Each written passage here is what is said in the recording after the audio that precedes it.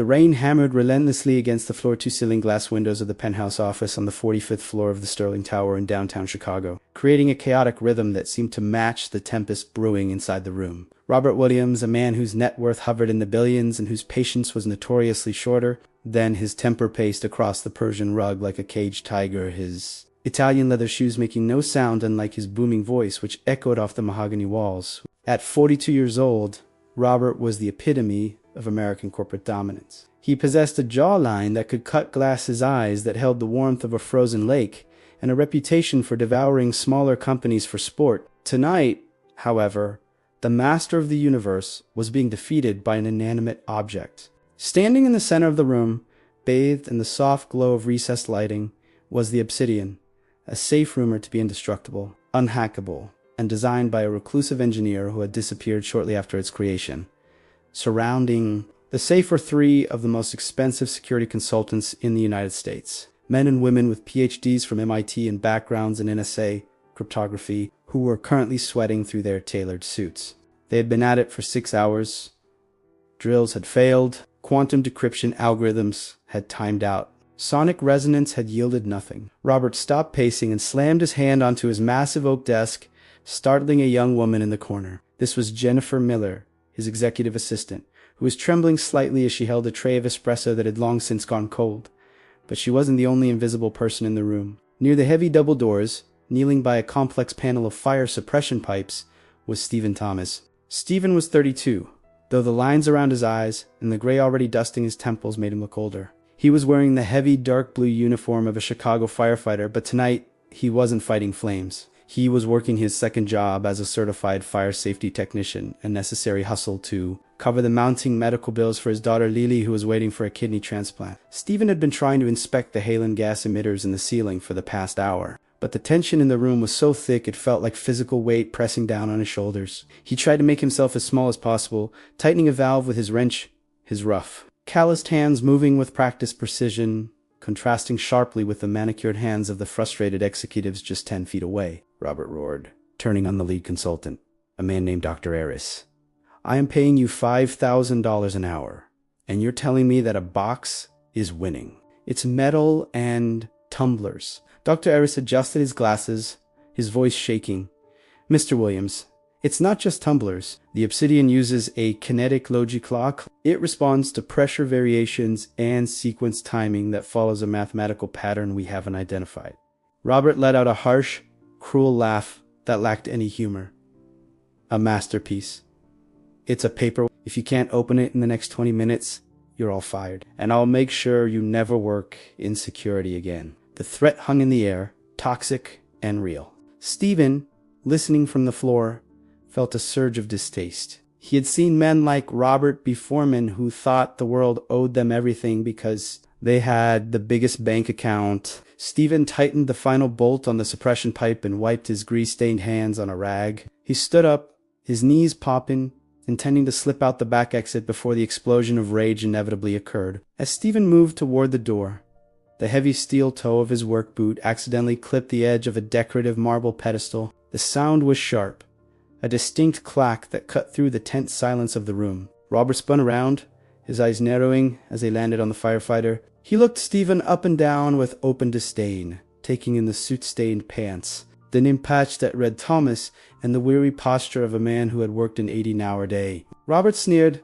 channeling his frustration toward a new, easier target. Skyveen paused, holding his helmet under his arm, his jaw set. Just checking the fire suppression system, Mr. Williams.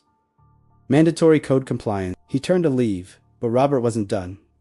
He needed to bleed his anger onto someone. Compliance, Robert mocked, walking slowly towards Stephen. That's all you people know, isn't it? Rules, codes, punch in, punch out.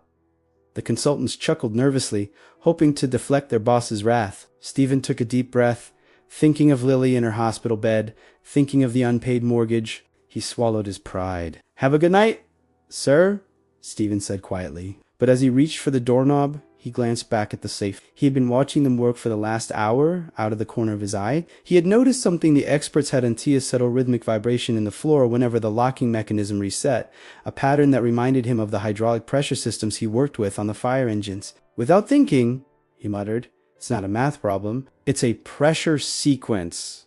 It was a whisper, but in the dead silence of the penthouse, it sounded like a shout. Robert froze. He said, his voice dropping to a dangerous whisper. Stephen turned fully around, meeting the billionaire's gaze. The safe, Stephen said, his voice steady now. Your experts are treating it like a computer. But looking at the design, the maker was an engineer, right? It breathes.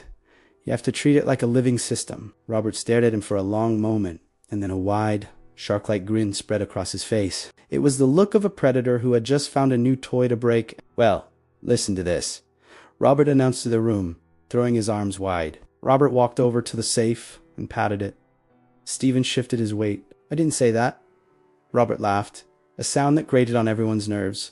Let's make this interesting. He pulled a tablet from his desk and tapped the screen, projecting the vault's contents onto the wall digital certificates showing the staggering $200 million balance. I bet you, Robert said, his voice loud and theatrical, that you can't open this in 10 minutes. In fact, I'm so confident that you're nothing but a blue-collar grunt with delusions of grandeur, that if you open the safe, I will give you every single cent inside it. $200 million. Right here, the consultants gasped. Jennifer put a hand to her mouth. Stephen looked at the money on the screen, money that could save his daughter, by her the best doctors in the world, change the trajectory of his family for generations. Stephen asked, his voice low. The room went deathly silent. The rain lashed harder against the glass. Stephen looked at the arrogant face of the man who thought money made him a god. He thought of the long nights at the station, the lives he had lost, the lives he had saved, and the unbearable weight of the medical bills on his kitchen table. He looked at the safe, trusting his gut, trusting the mechanical intuition that had allowed him to fix engines in the middle of raging. And Stephen Thomas slowly set his helmet down on the floor. He rolled up the sleeves of his uniform, revealing scars from burns past. The silence in the penthouse was no longer empty. It was heavy, suffocating, charged with a static electricity that made the hair on the back of Stephen's neck stand up. He stepped toward the obsidian safe, his heavy boots making a dull thud against the plush Persian rug, a sound that seemed woefully out of place in a room designed for soft souls and hushed whispers.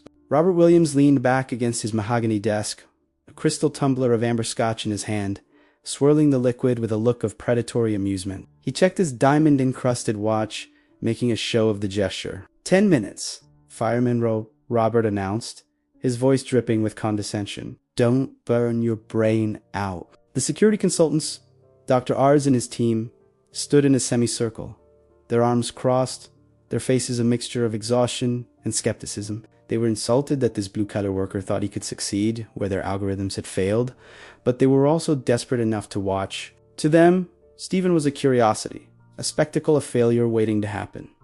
Stephen ignored them. He had to, if he let Robert's voice inside his head, the anger would take over, and anger was clumsy.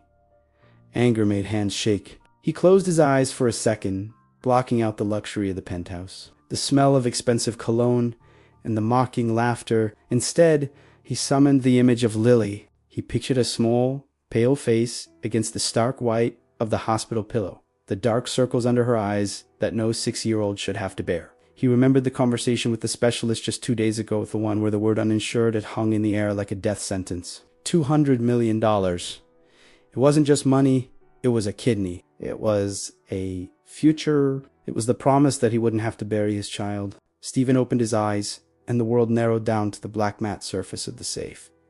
He knelt before the machine. Up close, the obsidian was intimidating. It didn't have a keypad or a standard combination dial. Instead, it had a series of concentric rings and a single, heavy, tactile wheel in the center, flanked by pressure sensors. The experts had been trying to input codes, treating it like a computer lock. Stephen placed his large, calloused hands on the cold metal. He didn't try to turn anything yet.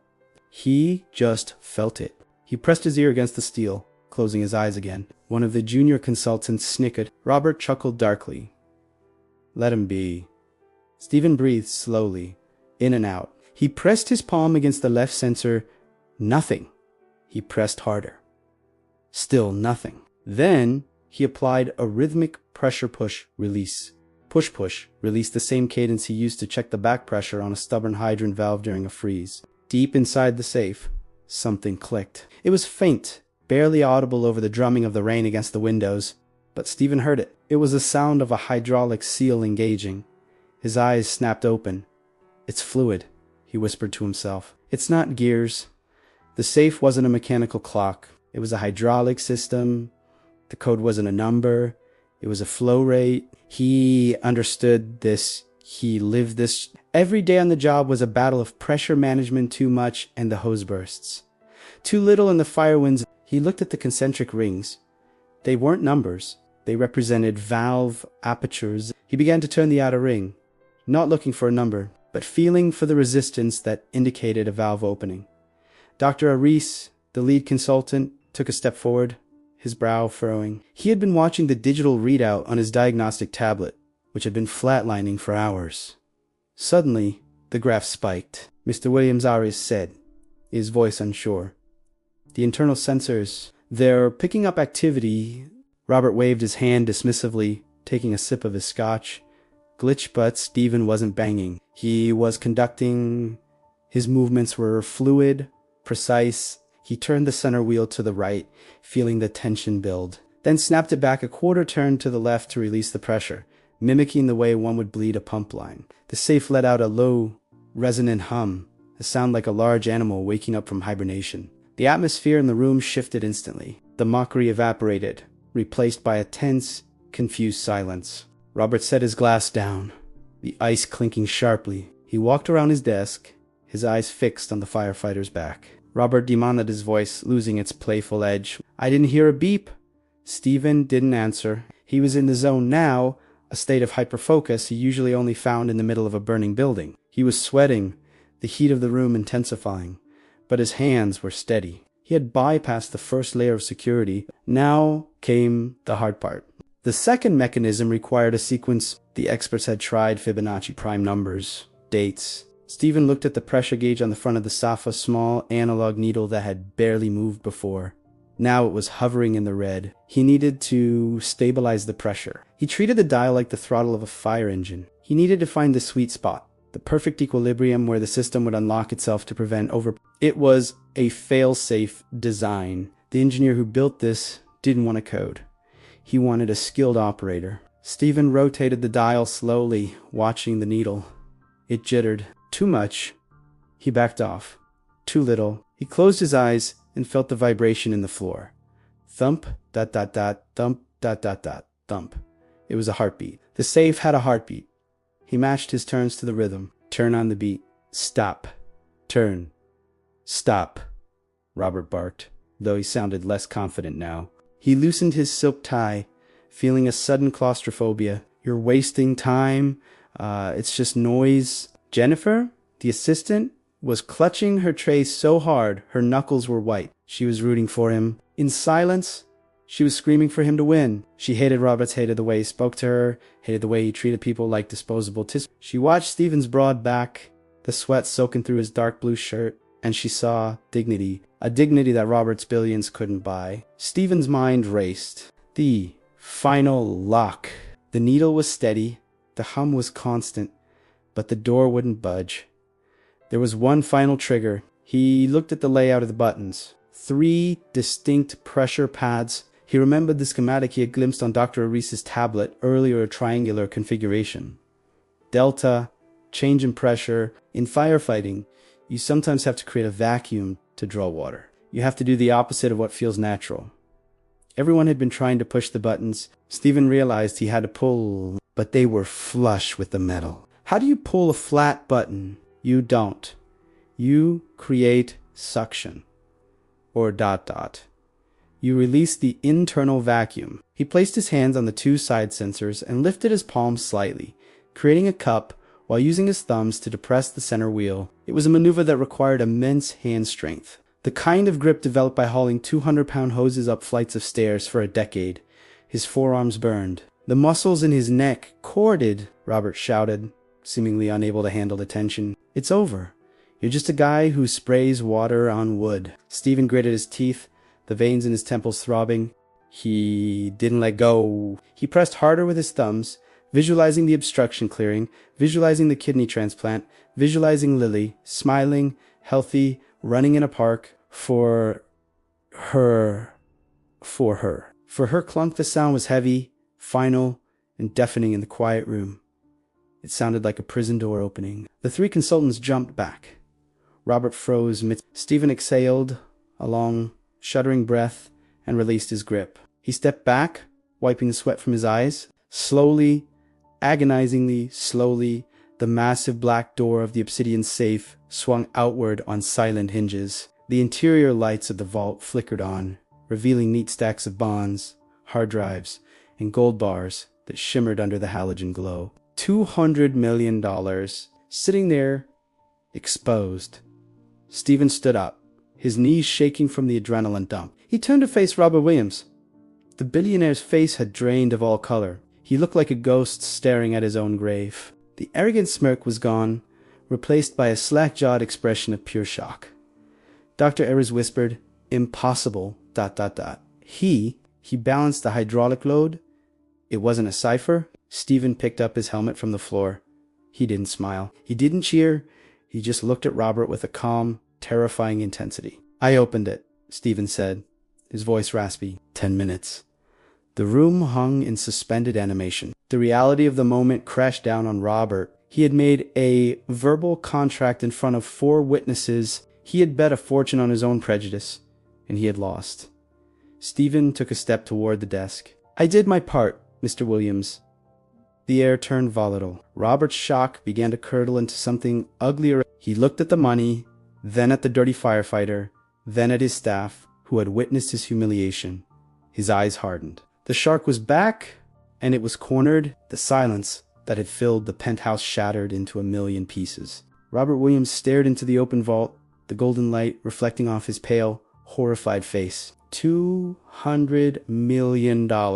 Gone in 10 minutes to a man wearing soot-stained cargo pants. The sheer magnitude of the loss, combined with the public humiliation in front of his staff, caused something inside the billionaire to snap. His predatory instinct, momentarily stunned, roared back to life, uglier and more desperate than before. "Close it," Robert snarled, his voice tight with panic. He stepped between Stephen and the safe, blocking the view of the treasure.